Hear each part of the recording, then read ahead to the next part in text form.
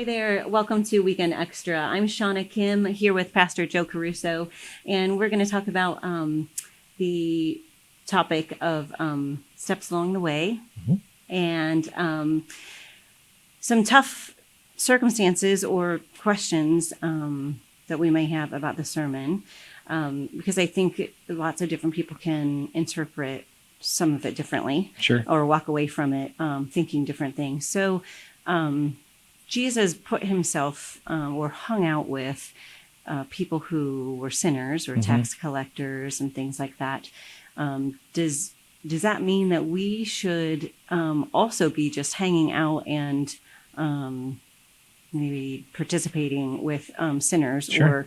or tax collectors Yeah. or people that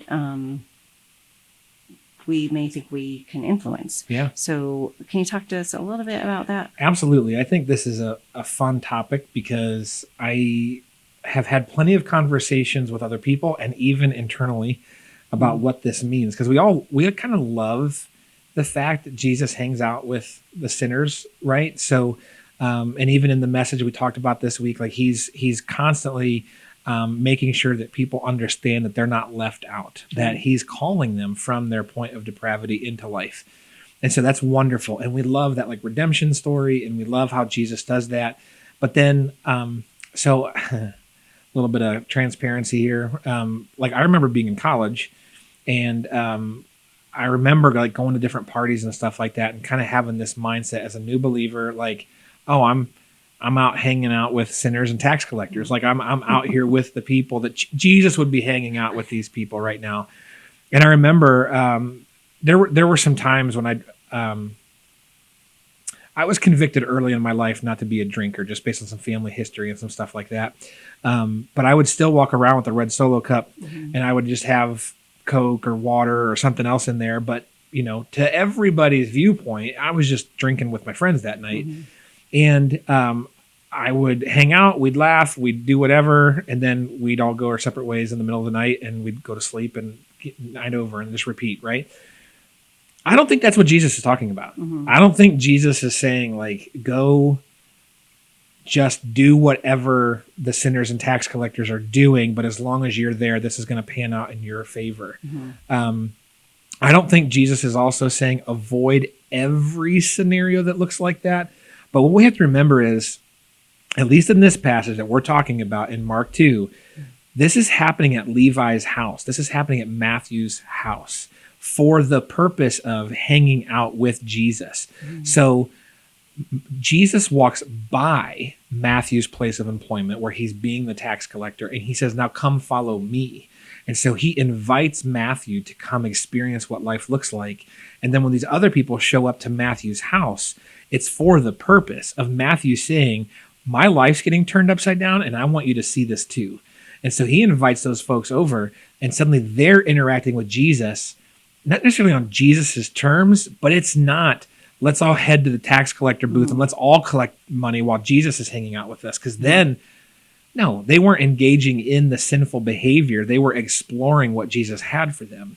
And so there are multiple occasions in the scripture where Jesus totally interacts with what society might deem as the worst of the worst, and Jesus is interacting with them, but not in the middle of the nasty, if you will. Like he wasn't in the middle of the sin. He wasn't in the middle. Instead, he was calling them out of it.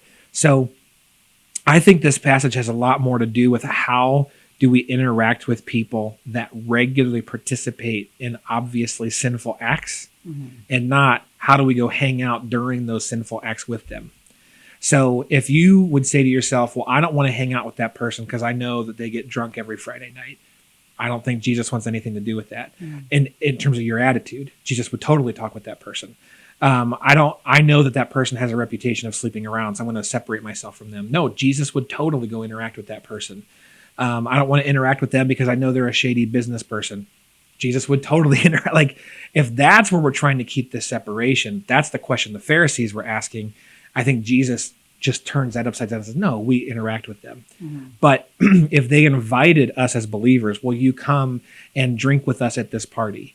Will you come and participate in this lewd act? Will you participate in this shady business deal? just because we're like, well, I guess Jesus said to hang out with sinners. Like, no. Jesus is like, no. Right. Like, we don't participate in the sin just because we're trying to interact with the person. And how we then lovingly interact with that person outside of that is part of what is kind of the follow me activity that Jesus had with them. Now, is everybody going to respond like, wow, Shana, like you didn't come to this thing and now we totally see the error of our ways and we want to give our lives to Christ like you have? No, not everybody's going to respond that way. Right. But that's humanity. Like some people respond out of, I desperately want Jesus, and others are going to say, if you're not going to let me do what I want to do, then I don't want anything to do with you. Yeah. So what would it look like for us if we are basically acting as Jesus did to invite someone that may be in sin, but out of that sinful behavior? What would that look like? Any examples for, like how we could invite them and interact with them, but not necessarily go to the bar to hang out with them to do that? I would probably say, what are you inviting them to do, and what conversation are you inviting them to have? So, if you're just going to invite them over to your house so that you can like quote unquote preach to them, they're probably not coming anyway, unless you bait and switch them, which they're going to resent you for anyway.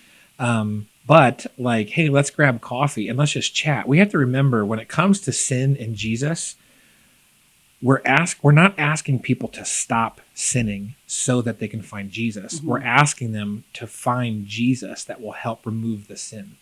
And so I think too often we're quick to have this conversation about like, you should stop drinking. You should stop sleeping around. You should stop being shady with your business. You should stop treating your neighbors that way. It's like, to what end? It's just trying to cover the symptoms of the internal sickness that, Jesus talked about the doctor thing. Like, no, we need to get to the root of the problem. And so, hey, why don't you come over? I'm getting some friends together and we're going to, I know it might seem crazy, but we're going to walk through the Gospel of Mark together. What's the Gospel of Mark? It's actually the story about how Jesus interacts with people. And like, it's been messing with me, and other of my friends are starting to like it. I just thought maybe you'd want to be a part of it. If they want nothing to do with it, keep praying for them and move along. If they're like, why would you invite me? Why not? We all need this, right? Okay. Like, well, maybe I'll come around. Yeah. You would invite me? Don't you know? Absolutely. I would invite you. There's nothing that would keep me from inviting you to something like that. Why would I? Now, it doesn't have to be as formal as a Bible study either, but it's where are we allowing people to interact with our life? Like, would you have them over for a barbecue at your house? Would you have them over for a game night? Would you have them over for whatever? And if you're like, no, because they're a sinner, that's what Jesus is addressing. Right. If you're like, yes, absolutely, because I want them to see how awesome Jesus is, that's the point that Jesus is making. So it's this weird. I remember somebody telling me once, like, just be careful who's influencing who. If I'm becoming more like the sinner, the situation's not working out right. And remember, we're sinners too. But if I'm helping them see the light of Christ, then the situation of hanging out with sinners is working in the right direction. And I think it's also a step of showing forgiveness through Absolutely. our hearts and loving on them, that hopefully, we'll be meeting them where they're at and he will take them where they need to go, right? Sort of thing. And so the only other thing I was thinking of is there's, probably myself included. I know myself included because I'm a sinner, but I think there's some probably others that I would say, hey, like, why don't you come over? We'll have a game night or, watch a movie, hang out, whatever. And I might be a little bit worried about what somebody might think of me hanging out with that person. And that's not godly either. Yep. So, is there any way to like help us, I guess not worry about what other besides thinking what would Jesus do? So I think a lot of it has to do with why are you asking yourself that question? So like there are certain people I'm not going to hang out with because I'm worried about my reaction. I'm not going to call up one of my ex-girlfriends from high school and say, like, I heard you need Jesus. Why don't we hang out more one-on-one? That's not a smart thing to do. Right. But like, if I'm having a group of people over and I find myself going, oh, I'm not sure I want to have that because they have this reputation or whatever, that's when it's like, that's when we have to step past that. That's exactly the interaction that Jesus is having with Matthew, where like his reputation should have kept him out of everything God was doing. Right. And Jesus blew that up.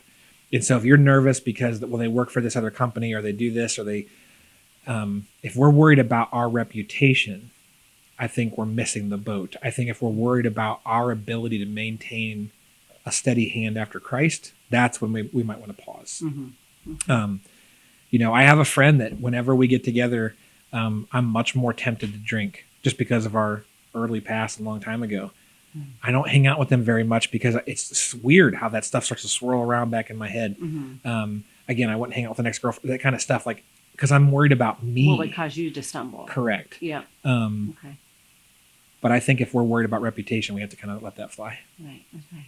Yeah. Well, thank you so much. I think that helps a lot of us, apply the sermon to our daily lives, and hopefully God will work through each one of our hearts to be able to touch others. So thank you. And this is one of the reasons why the church and biblical community is so important, because there's about 7 billion different scenarios, one for about every person on the planet. And so if you're curious, that's when you go talk to somebody else that you trust in the faith and say, what would you do if you were in my shoes? How can I be Jesus? And yet, because everybody is slightly different. And if you start working out the principles, you might find yourself in trouble. So go talk to somebody. Come talk to one of the leaders at the church, and we can prayerfully figure those things out together. Awesome. Thank you. Yeah. So thank you for joining us for Weekend Extra. We look forward to seeing you next week for the next steps along the way. This is Pastor Joe Caruso and Shana Kim signing off.